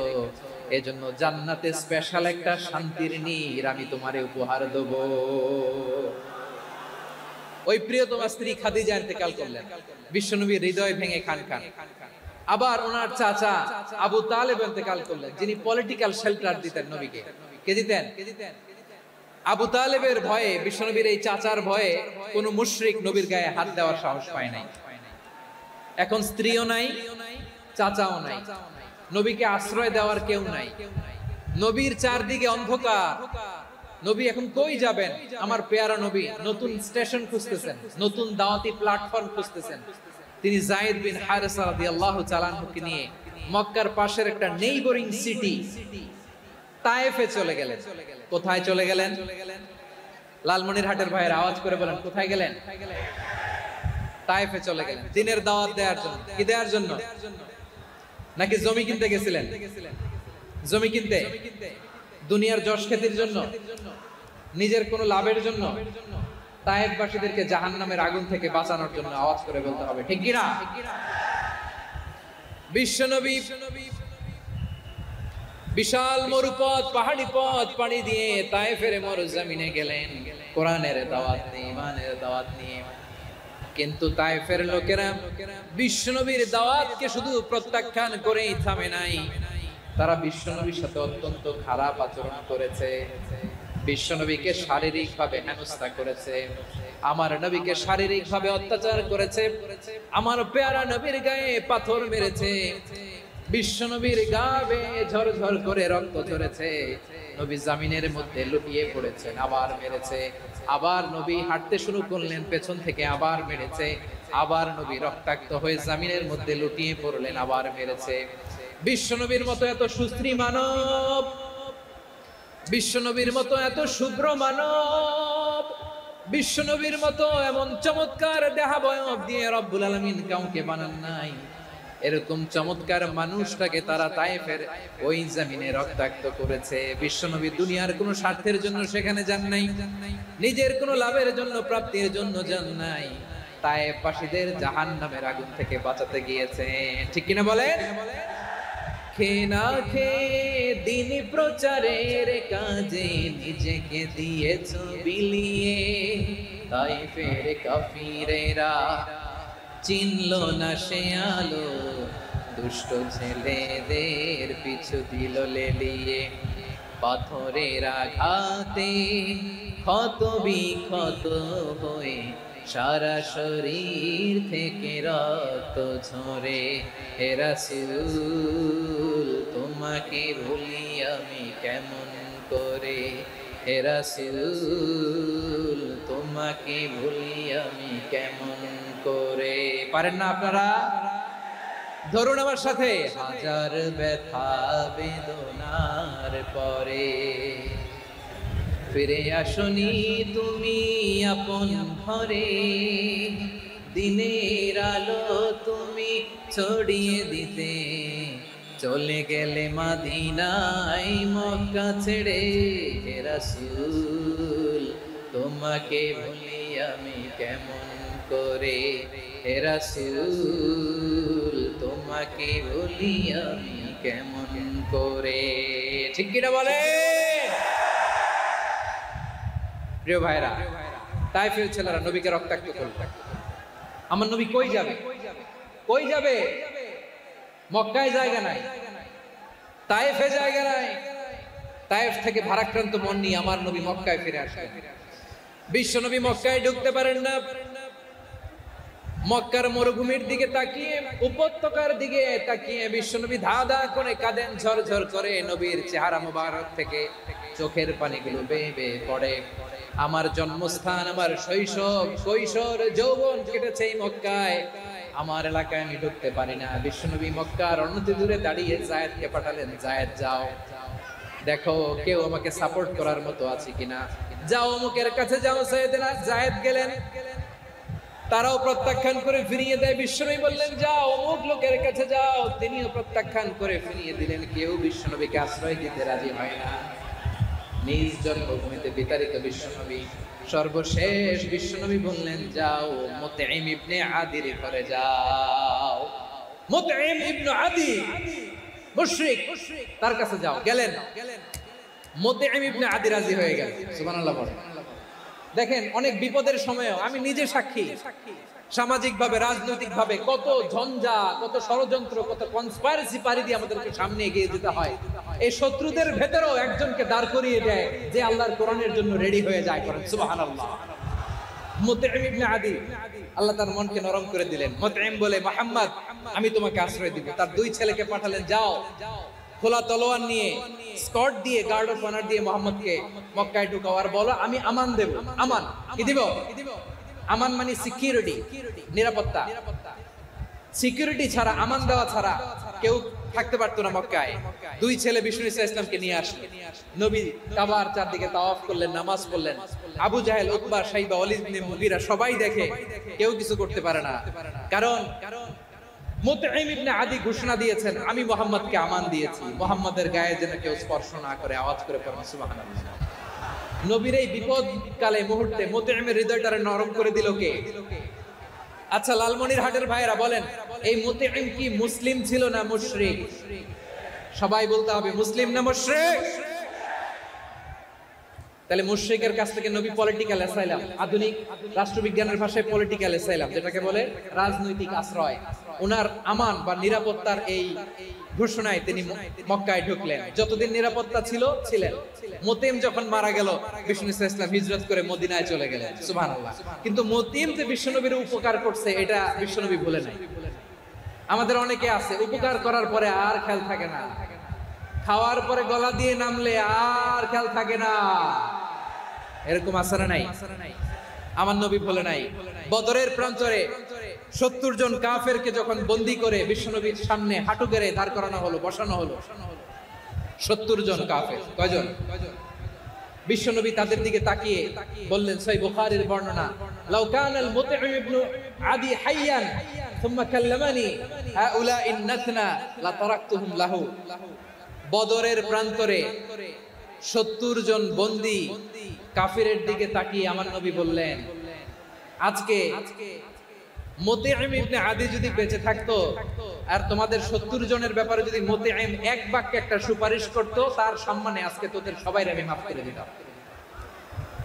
সুবহানাল্লাহ। নাই ওই যে চিল্লাচিল্লি যে কথা বোঝে নাই, কোন জিনিস মিস করছে ওরা নিজেরাও বোঝে নাই। বিশ্বনবী মুতঈমের এই সাহায্যের কথা বলে নাই। 70 জন মুশরিক হাঁটু গেড়ে বসা, নবী চাইলে এখনই এক্সিকিউশন অর্ডার দিতে পারে। তিনি বললেন, আজকে যদি মুতঈম বেঁচে থাকতো আর মুতঈম যদি তোদের জন্য সুপারিশ করতে, আবর্জনাগুলোর ব্যাপারে সুপারিশ করতে, আমি মুহূর্তেই তোদেরকে এমনি মাফ করে দিতাম। এবার বলেন, ইসলাম কি ন্যারো মাইন্ডেড না ব্রড মাইন্ডেড? শুধু তাই নয়, যাকে যে সম্মান দেয়ার আমার নবী দিতেন, হোক আস্তিক হোক নাস্তিক, হোক মুসলিম হোক অমুসলিম। বিষ্ণু ইসলাম যখন রোমান সম্রাটের কাছে চিঠি লিখেছেন, আমার প্রিয় লালমনিরহাটের ভাইরা, অল্প কয়েক মিনিট কয়েকটা জরুরি কথা বলবো। এদিকে তাকান, এদিকে তাকান। রোমান সম্রাটের কাছে বিশ্বনবী যখন চিঠি লিখলেন মিন মুহাম্মদ রাসূলুল্লাহ ইলা হিরাকলা আযীমির রোম। মুহাম্মদের পক্ষ থেকে হিরাক্লিয়াসের কাছে, যিনি হচ্ছেন আযীমির রোম। এটা নবী নিজ থেকে বানায় লিখছেন, অতিরিক্ত সম্মান দিয়ে। কোন রাষ্ট্রপ্রধান যখন আসে তাদেরকে আমরা কি বলি জানেন? তার নামের শেষে HE এটা লিখতে হয়, H.E. মানে হিজ এক্সেলেন্সি। কি লেখে? হিজ এক্সেলেন্সি অথবা ইউর হাইনেস, ইউর ম্যাজেস্টি।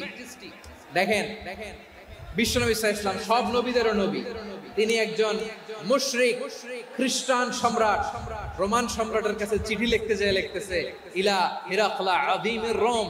হিরাক্লিয়াসের কাছে আমার চিঠি, যিনি রোমের আযীম, হিজ হাইনেস, মানে রোমের অনেক সম্মানিত এক বাহাদুর। আওয়াজ করে বলেন সুবহানাল্লাহ। তার মানে যাকে যে সম্মান দেয়ার এটা বিশ্বনবী দিতেন। এমনকি যে ইহুদিরা ভালো ছিল, এই ইহুদিদেরও প্রশংসা করেছেন বিশ্বনবী মুহাম্মদুর রাসূলুল্লাহ সাল্লাল্লাহু আলাইহি ওয়াসাল্লাম। এক ইহুদির প্রশংসা করেছেন বিশ্বনবী। ইহুদির কার? কার? আমি তো আমার ভাইয়ের প্রশংসা করি না, আমি তো এক আলেম আরেক আলেমরে স্পেস দেই না, আমি তো এক দায়ী আরেক দায়ীর সাথে বসতে চাই না।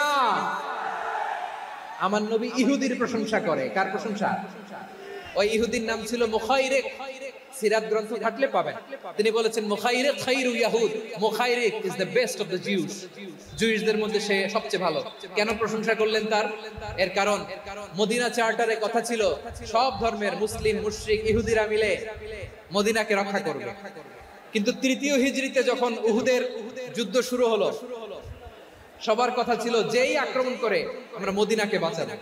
কোন শহরকে বাঁচাবো? মদিনাকে। কিন্তু কুরাইশরা যখন অ্যাটাক করলো, ইহুদিরা আর আসে না, ইহুদিরা আর বেরোয় না। বিষ্ণু বললেন, ওহে ইহুদিরা, তোমরা না চুক্তি করলে আমার সাথে যে মদিনা বাঁচাতে সবাই ঝাঁপিয়ে পড়বো, আসো। একটা ইহুদিও বেরোয় না, কেউ আসে না সেদিন, একজন ছাড়া। তার নাম মুখাইরেক। তার নাম কি? মুখাইরেক বাহাদুরের মতো ঘোড়সওয়ার হয়ে বেরিয়ে গেল এবং বললেন, গোটা ইহুদি সাম্রাজ্যের একজনও যদি না আসে, আমি মুখাইরেককে কেউ ঘরে আটকে রাখতে পারবে না। বেরিয়ে আসলেন, এসে বললেন, আমি মুহাম্মদের পক্ষে যুদ্ধ করব। আমি মারা গেলে আমার সম্পদ আমার উত্তরাধিকারীরা পাবে না, আমার সম্পদ তোমরা মুহাম্মদকে দিয়ে দিবা। সুবহানাল্লাহ। উহুদের ময়দানে 70 জন মুসলমান শহীদ হলো। এই ইহুদি, সেও মুসলমানের পক্ষে যুদ্ধ করে নিহত হলো। সুবহানাল্লাহ বলেন। মুসলিমদের লাশ যখন নিয়ে আসা হলো, এই মুখাইরিকের লাশও নিয়ে আসা হলো। মুসলিমদের লাশের পাশে মুখাইরিকের লাশ দেখে বিশ্বনবী মুখাইরিকের প্রতি অনেক খুশি হলেন। আর বিশ্বনবী খুশি হয়ে বললেন, মুখাইরিক খায়রু ইয়াহুদ। মুখাইরিক, যদিও তুমি ইহুদি, তারপরে তুমি সব ইহুদিদের মধ্যে সেরা ইহুদি। পড়েন সুবহানাল্লাহ। আমার নবী ইহুদিকেও সম্মান দিতে কার্পণ্য করে নাই। আওয়াজ করে বলেন আল্লাহু আকবার। প্রিয় ভাইরা, এবার সর্বশেষ আওয়াজ করে বলেন, ইসলাম কি ন্যারো মাইন্ডেড নাকি ব্রড মাইন্ডেড? সবাই বলেন, ন্যারো মাইন্ডেড না ব্রড মাইন্ডেড? এজন্য অমুসলিম হইলেই তারা আমাদের শত্রু নয়। শত্রু কারা? এই লালমনিরহাটের ভাইরা শুনেন, শত্রু কারা? যে সমস্ত অমুসলিম আমাদেরকে নিশ্চিহ্ন করে দিতে চায়, যে সমস্ত অমুসলিম আমাদের ভূখণ্ড থেকে আমাদেরকে তাড়িয়ে দিতে চায়, যে সমস্ত অমুসলিম আমার ধর্ম নিয়ে তুচ্ছ-তাচ্ছিল্য করে চিল্লায় বলেন ঠিক কিনা, তারা আমাদের শত্রু। সাধারণ অমুসলিমরা আমার শত্রু নয়। এই যে হিন্দুরা থাকে, এরা আমার ভাই, বৌদ্ধরা আমার ভাই, খ্রিস্টানরা আমার ভাই, ইহুদিরা আমার ভাই। তারা দিনই ভাই নয়, তারা মায়ের পেটের ভাই নয়, তারা মানবিক দিক থেকে ভাই। ও মানুষ, আমিও মানুষ। ইসলাম মানুষকে সম্মান করে, চিল্লায় বলো ঠিক কিনা। যারা আমাদের অস্তিত্বকে নিশ্চিহ্ন করতে চায়, যারা আমাদের ভূখণ্ডকে দখল করতে চায়, যারা আমাদেরকে নিয়ে মকারি করে, ফান করে, টিটকারি করে, আমার ধর্ম নিয়ে খেলা করে, তাচ্ছিল্য করে, ওদের বিরুদ্ধে আমাদের জিহাদ। সাধারণ মুসলিম আমাদের শত্রু নয়। আপনি জানেন নিউ ইয়র্কে, আমি তো নিউ ইয়র্কে ছিলাম অনেকদিন, ওখানে ফিলিস্তিনিদের পক্ষে যখন আমরা মিছিল করেছি, অনেক ইহুদি আমাদের সাথে মিছিলে দাঁড়িয়েছে। কারণ ওরাও জানে এই ভূখণ্ড ফিলিস্তিনিদের ভূখণ্ড। আওয়াজ করে বলো লালমনিরহাট ঠিক কিনা। ইসরায়েলের রাজধানী তেল আবিবে অনেক ইহুদিরা বেঞ্জামিন নেতানিয়াহু তার বিরুদ্ধে মিছিল করেছে। তো তারা কি আমাদের শত্রু? না। অনেক খ্রিস্টান আমাদের সাথে আমাদের স্বার্থ রক্ষায় আমাদের পাশে দাঁড়িয়েছে। খেয়াল রাখবেন, হিন্দু আর হিন্দুত্ববাদ এক নয়, ইহুদি ধর্ম আর জায়নিজম এক নয়। জায়নিজমের বিরুদ্ধে আমাদের সংগ্রাম, আমাদের জিহাদ, চিল্লায় বলেন ঠিক কিনা। এই যে ফিলিস্তিনের ভাইরা, তারা তাদের স্বাধীনতা সংগ্রামের জন্য লড়াই করছে, করে যাচ্ছে, আমরা এটাকে সমর্থন জানাই, চিল্লায় বলেন ঠিক কিনা। কাশ্মীরের ভাইরা স্বাধীনতার জন্য সংগ্রাম করছে, আমরা সেই সংগ্রামকে সমর্থন জানাই, আওয়াজ করে বলো ঠিক কিনা। যারাই আমাদের ইসলামকে নিশ্চিহ্ন করতে চায়, তাদের বিরুদ্ধে আমাদের সংগ্রাম, আওয়াজ করে বলতে হবে ঠিক কিনা। ওই সমস্ত দুর্বৃত্তদের সাথে আমাদের কোনো সম্পর্ক নাই। আমরা যদি ঐক্যবদ্ধ থাকতে পারি, ওই দুর্বৃত্তরা চান্স পাবে না। আমরা ঐক্যবদ্ধ থাকতে রাজি আছি। লালমনিরহাটের ভাইয়েরা, আমরা ঐক্যবদ্ধ থাকলে ওই দুর্বৃত্তদের কালো হাত ভেঙে দিতে আমাদের সময় লাগবে না। তাদের কালো হাত ভেঙে দিতে রাজি আছে মুসলমান? কারা কারা রাজি? দু হাত তুলে দেখাও।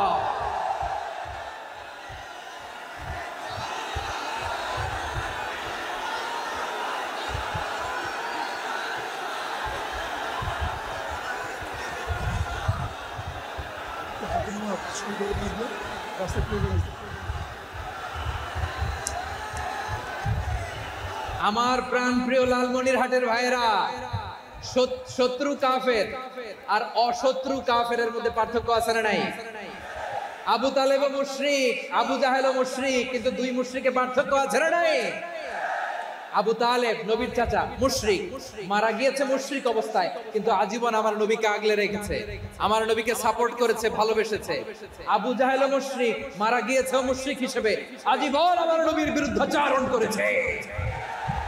আবু জাহেলের শক্তি, সামর্থ্য, স্ট্র্যাটেজি, প্ল্যান সব আমার নবীর বিরুদ্ধে ছিল। আবু জাহেলের কারণে একটা দিন শান্তিতে আমার নবী মক্কায় ঘুমাতে পারে না। চিল্লায় বলেন ঠিক কিনা?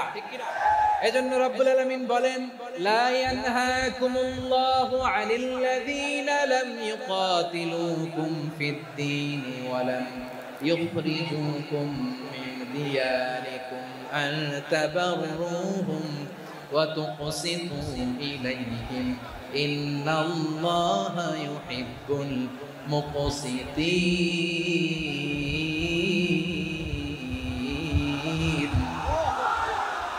আল্লাহ বলে, গোলামেরা শোনো শোনো, যে সমস্ত অমুসলিম তোমাদের সাথে ধর্মযুদ্ধে লিপ্ত হয় না, তোমাদের বিরুদ্ধে যে সমস্ত অমুসলিম অস্ত্র ধরে না, যে সমস্ত মুসলিম তোমাদেরকে তোমাদের জন্মস্থান থেকে, ভূখণ্ড থেকে তাড়িয়ে দেয় না, তাদের সাথে ভালো আচরণ করতে আমি আল্লাহ নিষেধ করি নাই। তাদের সাথে সদাচরণে কোনো নিষেধাজ্ঞা নাই, বরং তাদের সাথে সদাচরণ করো, এটাই আমি আল্লাহ চাই। তাহলে আমার যে অমুসলিমরা আমাদের সাথে শত্রুতা করে না, তুচ্ছতাচ্ছিল্য করে না, আমাদের ভূমি থেকে আমাদেরকে উচ্ছেদ করতে চায় না, আমাদের বিরুদ্ধে অস্ত্র ধরে না, ওই অমুসলিম ভাইদের সাথে আমাদের কোনো দ্বন্দ্ব আছে? কোনো বিরোধ আছে? বরং আছে ভালোবাসা। বরং আছে কি? এই ভালোবাসা দিয়ে আমরা বিশ্ব জয় করব। রাজি আছে মুসলমান? আমাদের পুঁজি ভালোবাসা। আমাদের পুঁজি কি? এবার আওয়াজ করে বলেন, আমার এই পুরো আলোচনা থেকে the religious coexistence, peaceful coexistence, শান্তিপূর্ণ সহাবস্থা, communal harmony, এই সাম্প্রদায়িক সম্প্রীতি, এই আলোচনা থেকে কি বুঝলেন? ইসলাম কি ন্যারো মাইন্ডেড না ব্রড মাইন্ডেড? এই ব্রড মাইন্ডেড হৃদয় নিয়ে, ভালোবাসা দিয়ে আমরা বিশ্ব জয় করতে চাই। রাজি আছেন? আল্লাহ কবুল করুক। আমরা সবাই পড়ি আমিন। লালমনিরহাটের জেলা স্টেডিয়ামে আমার প্রিয় মায়েরা, বোনেরা, আপনাদের জন্য একটা হাদিস বলে শেষ করব। বিশ্বনবী বলেন, আমার মায়েরা খেয়াল করে শুনুন, বিশ্বনবী আপনাদের উদ্দেশ্য করে বলেন, আল মারআতু ইযা সাল্লাত খামসাহা ওয়া সামাত শাহরাহা হাফিজাত ফুরুজাহা আতাআত বা'লাহা ফালতাদখুল মিন আইয়ি আবওয়াবিল জান্নাতি শাআত। বিশ্বনবী বলেন, ও রমণীরা, ও নারীরা, যে সমস্ত নারী এই চারটা কাজ করবে, এই চারটা কাজের গ্যারান্টি দিবে, তাদেরকে জান্নাতের 8টা দরজার গ্যারান্টি দেয়া হবে। কি চারটা কাজ? 1 নাম্বার, আল মারআতু ইযা সাল্লাত খামসাহা, যে নারী 5 ওয়াক্ত নামাজ পড়ে। কি করে? জেলা স্টেডিয়ামে অবস্থানরত আমার নারীরা, বোনেরা, বিশ্বনবী আপনাদেরকে 4টা কাজের কথা বলেছেন, খুব বেশি না। 4টা করলে 8 জান্নাতের দরজা সব খোলা। কোনটা দিয়ে যাবে? যেটা দিয়ে মনে চায়। 1 নাম্বার 5 ওয়াক্ত নামাজ। আমার বোনেরা যোহরের নামাজ পড়তে পড়তে এটা আসরে নিয়ে যায়, আসর পড়তে পড়তে এটা মাগরিবে নিয়ে যায়। এরকম আসরা নাই? লালমনিরহাটে হয়তো নাই। আমার বোনেরা এটা করবেন না। ইন্নাস সালাতা কানাত আলাল মুমিনিনা কিতাবাম মাওকুতা, সময় মতো পড়বেন। সামাত শাহরা, রমাদানের রোজাগুলো রাখবেন। হাফিজাত ফুরুজাহা, যে নারী তার চরিত্রকে হেফাজত করে, তার প্রাইভেট হেফাজত করে, তার লজ্জাস্থান হেফাজত করে। ও মায়েরা, আপনার এই গর্ভ যে কত দামি আপনি জানেন না। আপনার এই গর্ভ থেকে জন্মাবে আগামী সালাহুদ্দিন আল আইয়ুবী। আপনার গর্ভ থেকেই জন্মাবে ইমাম আল মাহদি আল মুনতাযর। আপনার পেট থেকে জন্মাবে আবু সাইদের মতো বীর সৈনিক। আপনার পেট থেকে জন্মাবে মুগ্ধের মতো বীর মুজাহিদ। আপনি জানেন না কে আসবে আপনার পেট থেকে। সময়টাকে কাজে লাগান, ইসলামকে বুঝেন, মানেন, আমাদের ইসলামিক লেকচারগুলো শুনেন। আমরা যে বার্তাগুলো, ইনস্ট্রাকশনগুলো, দিক নির্দেশনাগুলো আপনাদের খেদমতে রাখি, এগুলো মেনে চলুন। আপনিই পারেন আপনার ঘরটাকে জান্নাতের টুকরা বানাতে। একটা family, it's a very big institution and you are the MD, the managing director of this institution. চিল্লায় বলেন ঠিক কিনা?